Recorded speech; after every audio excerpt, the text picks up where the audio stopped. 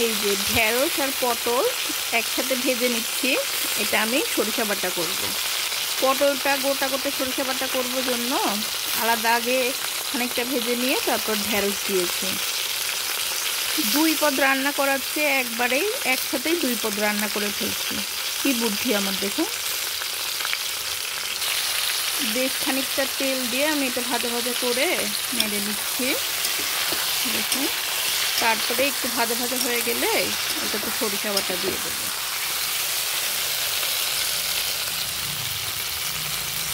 বেশ সুন্দর ভাজা ভাজা হয়ে গেছে।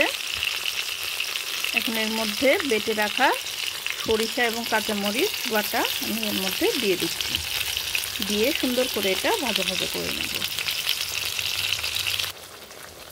এটা সুন্দর করে নাড়াচাড়া করে ভাজা ভাজা করে নিতে হবে।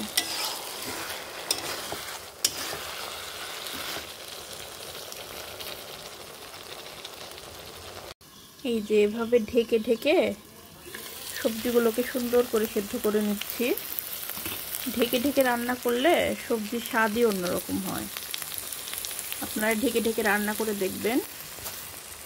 এইভাবে ঢেকে ঢেকে একটু নেড়ে নেড়ে সরিষাটা হালকা একটু ভাজা ভাজা করে নেব, তাহলেই তৈরি হয়ে যাবে আমাদের ঢেঁড়স এবং পটলের সরিষা বাটা। দেখুন ঢেঁড়সের কালারটা একদম ফ্যাকাশে হয়ে যায়নি, সবুজ সবুজ আছে, সুন্দর লাগে দেখতে, খেতেও ভালো লাগে। দেখুন সরিষাগুলো সুন্দর মতো ভাজা ভাজা হয়ে গেছে। এখন এটা নামিয়ে নেব।